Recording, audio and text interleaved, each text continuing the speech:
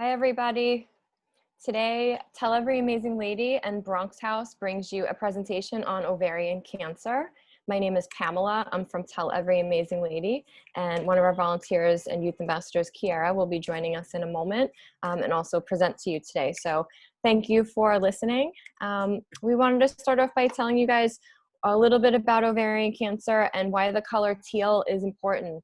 You might have noticed the color teal, especially throughout the month of September, which is Ovarian Cancer Awareness Month. We're a foundation based in Brooklyn, but we have a national presence, and we do things like turning buildings and monuments teal. The teal ribbon and the teal color that we're wearing today is just a reminder about ovarian cancer. Like you might know pink for breast cancer. It's a symbol to remind us to get checked out by our doctor and learn a little more about ovarian cancer. So my sister Louisa was diagnosed with ovarian cancer back in 2007, and we both live in Brooklyn and in the capital of the world, New York City. We're looking for resources for her when she was diagnosed, and we really couldn't find what she needed.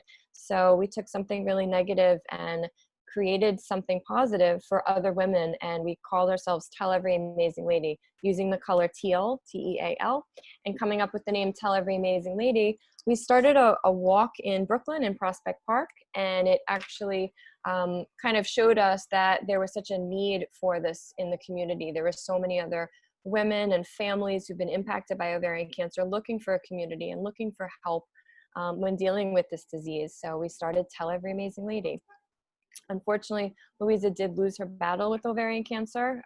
She fought it for about 4 years, which is about the average survival rate for some women who are diagnosed with this at a late stage. We spend a lot of time promoting awareness, and I do have a video, but it's not quite working today, so we're going to skip that.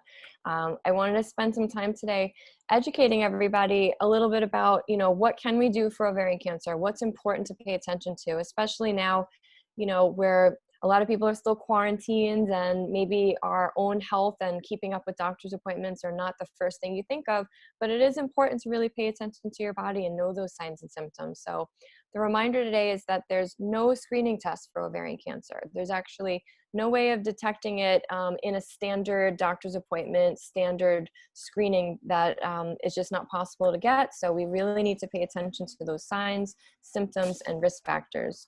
Ovarian cancer is usually caught at a late stage, and if you catch it early, the survival rate is much better. It's about 92% if you catch it at an early rate. That's a picture of us, Tell Every Amazing Lady, opening the stock exchange. We have Kiara, our youth ambassador, standing next to me on the New York Stock Exchange floor. And why we do things like that is to really bring attention to this disease that doesn't have a screening test. Oops. So early detection is so important. The 5-year survival rate is, like I said, is 92%. So if you can, get this disease caught early, if maybe there's a family history, and it's in your family, not only ovarian cancer, but colon cancer, breast cancer. Some of those actually bring on increased risk to this disease. And when we go to the doctor's appointments, when we go for our OBGYN annual appointment, which every woman should be doing, the pap smear is not checking for ovarian cancer. The pap smear is used to detect cervical cancer.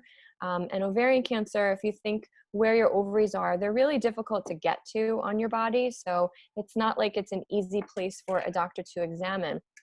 So if somebody's at high risk, there's 3 things that they can consider doing. Myself, I am high risk. I have it in my family. I know that my sister had ovarian cancer. We also have colon cancer in my family. And I did get genetic testing done. So I know that I have something called Lynch syndrome, which increases my risk for ovarian cancer. So what are the things that I do as a high-risk person for this disease? I get a transvaginal ultrasound every year, sometimes every 6 months. I used to do 6 months, now we're at a year. Vaginal rectal pelvic exam is just a simple exam that the doctor can perform during an annual screening. It's at your doctor's appointment. That's easy for them to do. And a CA-125 blood test is something that it is a blood test. It's not a screening test for ovarian cancer, but we like to say it can sometimes see something that might be a red flag. It might be something where your doctor would need to further investigate. Just to remember that these 3 things that even I get as high risk, they are not tests for ovarian cancer. there is no test for ovarian cancer. There are 3 things that women can do just to, stay on top of things, especially if they're concerned about being high risk. And these tests do not always indicate ovarian cancer. They can be misrepresented. They can be misinterpreted. You definitely should consult your doctor for more information. So what are those signs and symptoms of ovarian cancer? So when we go over these signs and symptoms, we like to say we're not trying to scare anybody, but they are things that are very vague, like who doesn't have back pain or bloating, maybe once a month when it's your cycle. So, abdominal pain, bloating, pelvic pain, these are some of the symptoms, but they're really important to get checked out for any symptom that you have that lasts more than 2 weeks. You need to be speaking to your doctor about them. So I'll go over the symptoms. It's things like any gastrointestinal changes, something in your body's changing. You're now, more nauseous, and that's not something normal for you, or there's no reason for it. You have more gas, this pain, pelvic pain, abdominal pain, or even feeling full quickly. A lot of women say after they've been diagnosed that they couldn't complete a normal sized meal. Maybe they just can't eat their normal food and they're getting very full quickly. That could be a sign of ovarian cancer. It also could be a sign of other things. So that's why we say you need to speak to your doctor if any of this lasts for more than 2 weeks. Other symptoms could be frequent urination, weight gain or weight loss for no reason. You're not on a diet, you haven't changed what you're eating, and your weight is fluctuating. Unexplained changes in bowel habits, unusual fatigue, shortness of breath, and sometimes abnormal postmenopausal bleeding can also be a symptom. So again, 1 or 2 of these symptoms, any of these symptoms can also still be a signal for you to go to your doctor's appointments, keep up with those, make sure you're alerting them for anything that's lasting more than 2 weeks. So some of the statistics about ovarian cancer are pretty broad and high numbers. I like to compare it to breast cancer. When a lot of people know that 1 in 8 women can get breast cancer, which is a really high statistic. And unfortunately, most of us know someone with breast cancer. So when you look at 1 in 70 for ovarian cancer, that's still a pretty low number. It's not 1 in a million. 1 in 70 women are potentially have a lifetime risk of ovarian cancer. And then statistically throughout the world, 200 women a year get diagnosed with this disease, and 125 of them will die from this disease because there's still no screening tests, and we really still need more advanced care for all of their treatment options. So how do you determine your risk? You really need to talk to your family, find out about your family history for any diseases, what is in your family, have those conversations. And like I said earlier, colon, breast, endometrial, ovarian cancer, of course, could be a sign of an increased risk. And at that point, we do definitely suggest genetic testing. Genetic testing can show you some results to empower you and, give you some options of what can you do, what kind of screenings can you do. Is there prophylactic surgery? It could be an option for you, and you have that information to choose. Things like BRCA1 and 2, a lot of people might have heard Angelina Jolie was positive for BRCA, and she came out publicly a couple years back saying, that she first removed her breasts, that the breast cancer was in her family, and she did have this genetic link, which BRCA1 and 2 are associated with breast cancer and ovarian cancer. And then she also went back to have her ovaries removed and her fallopian tubes removed. So that's one of the ways that some women can deal with learning that they are at high risk and have a genetic link because there's no screening test. It sounds dramatic, but it's at least something that we do have, that science has brought us that technology at this time. One of the things that also a lot of studies show is that if there's an Ashkenazi Jewish heritage, there could be an increased risk for breast or ovarian cancer because a lot of times they carry a BRCA1 or 2 gene. But there is good news. Some good news is that your rates could actually be lowered if you've been on oral contraceptives for more than 5 years. You actually have a 50% lower risk of ovarian cancer, even if you have that family history. Hysterectomy or tubal ligation, any of these surgeries could decrease your risk, but they don't put it at 0. And sometimes a lot of studies also show that women over 50 are more likely to get ovarian cancer, but we've run this foundation for 12 years and we've seen women at 19 years old, 26 years old, 89 years old. So age really doesn't matter for this disease. And another bit of good news, if you've had multiple pregnancies, or done breastfeeding, that also can show signs of decreasing the risk. So we do a lot of work around New York City and throughout the country, but these are just some pictures of some of the awareness that we've done. I know right now in the pandemic, we can't really do a lot of our events and go out and see the people that we want to see at things like health fairs and schools and hospitals. But you might have seen us in the past at even City Field. We've had an Ovarian Cancer Awareness Day. We've turned buildings and monuments teal. And we're known for our walks and runs. We've done the Teal Walk, started the Teal Walk in Prospect Park, but that's expanded into other cities throughout the country. We've also opened the stock exchange, the NASDAQ. We've taken over City Field and been at many of their games for an Ovarian Cancer Awareness Night. We've participated in many marathons like the LA Marathon and the New York City Marathon. So when you see the color teal, maybe you'll think of us and remind yourself to talk to your family about your family history or make that extra doctor's appointment that you've been putting off. These are some of the cities that our events have taken place in. If you know anybody in some of these locations, maybe they participated in our events. Our walks and runs are a really great way for us to bring families together and bring that community together for those who've been impacted by this disease, but they also are a really great symbol of awareness for the day, for the month. That event really brings attention to this disease that it needs so that people pay attention to the signs. And then one of the programs that we've started to bring that awareness has been our Youth Ambassador program. Kiara was one of our first Youth Ambassadors. I'm going to give her a minute to tell you guys a little bit more about what we've done. But if anybody is interested in becoming Youth Ambassador, you can check out our website at telleveryamazinglady.org. And it's a great way to connect with your community. So Kiara, can you tell us a little more about what you do? Yeah, so hi, my name is Kiara, like Pamela said. I began volunteering with TEAL about 5 years ago to support my cousin Jen. I found out she was diagnosed with ovarian cancer at an early age, and it was a shock to all of us because nobody in our family had ovarian cancer.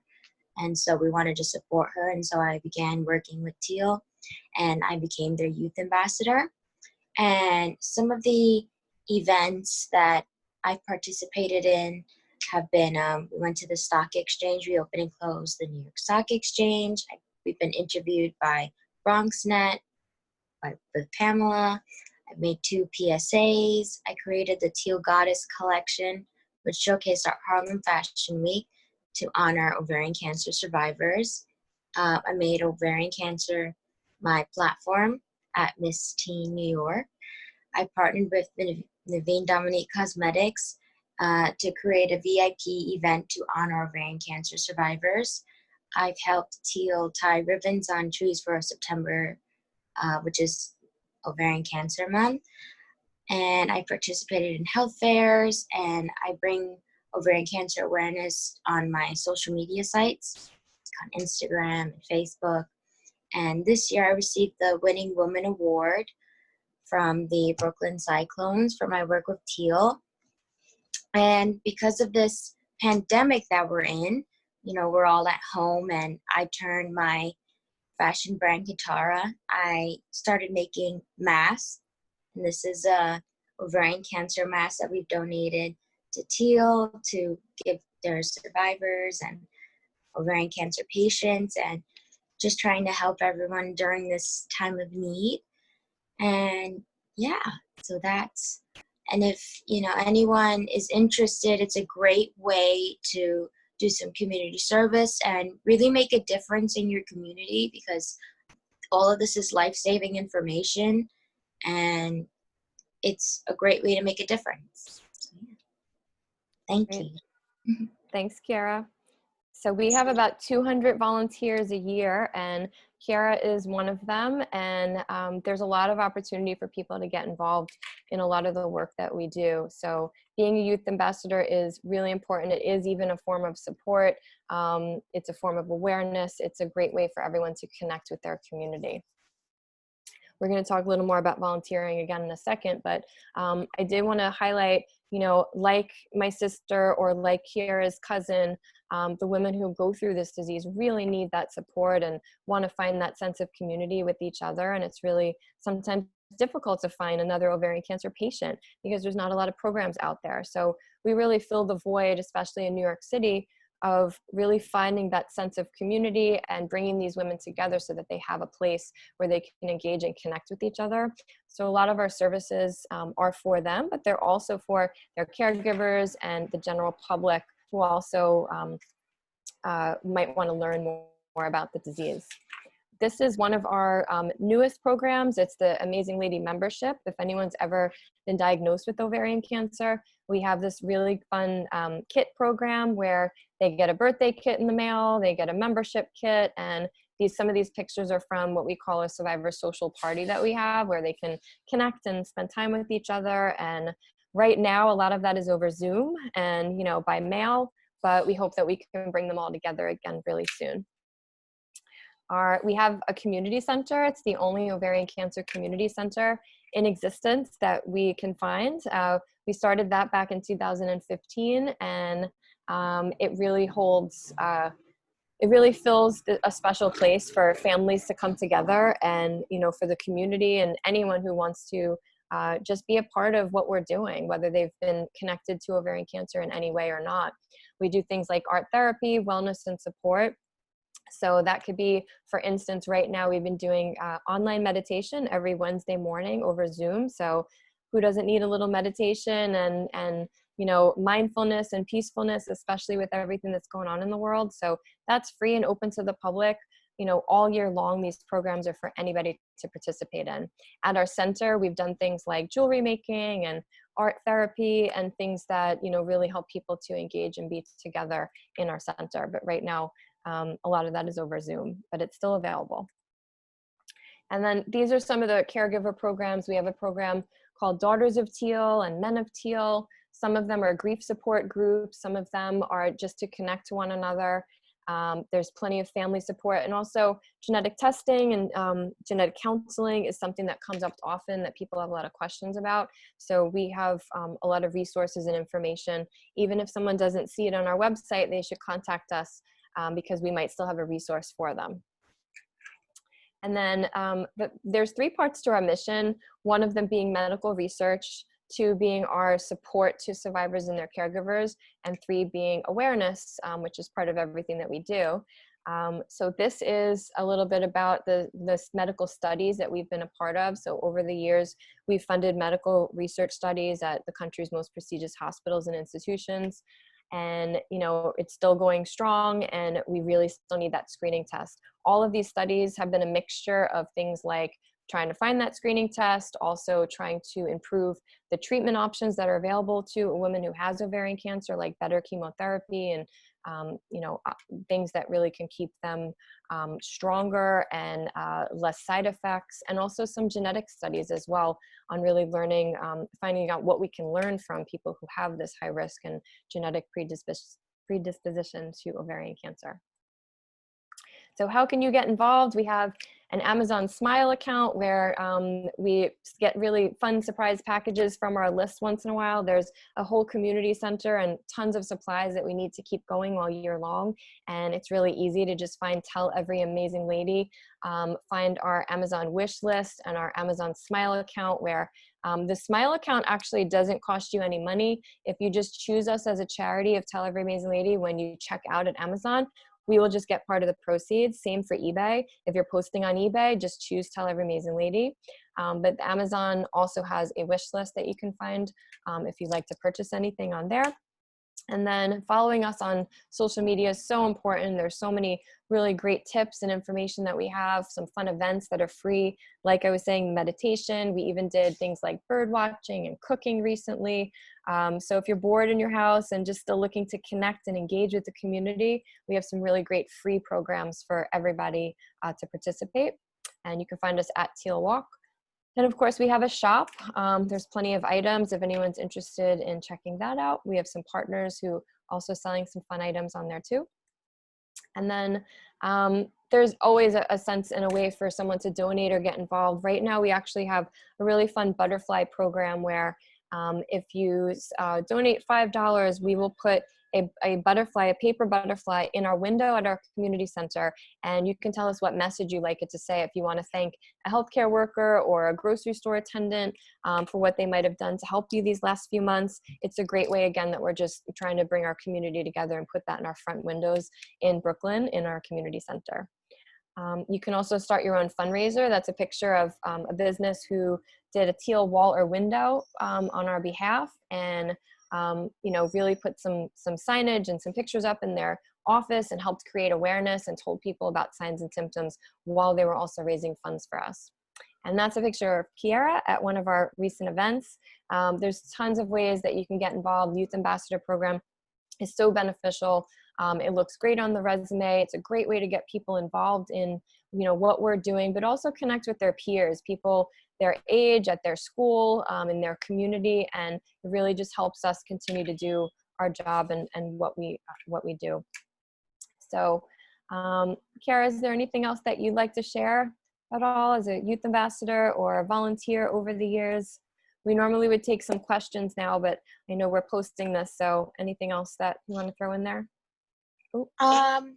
Basically that, the Youth Ambassador Program is open up so many opportunities for me to go out into my community and to educate people that are my age that don't know what ovarian cancer is. I tell them about the signs and symptoms, and it's just a really great way to connect with my generation and to make a difference in young people's lives, which is really great. So again, it's a great program, and I think anyone who is interested in even doing a little bit of volunteering, it's a great way to get out in your community and make a difference.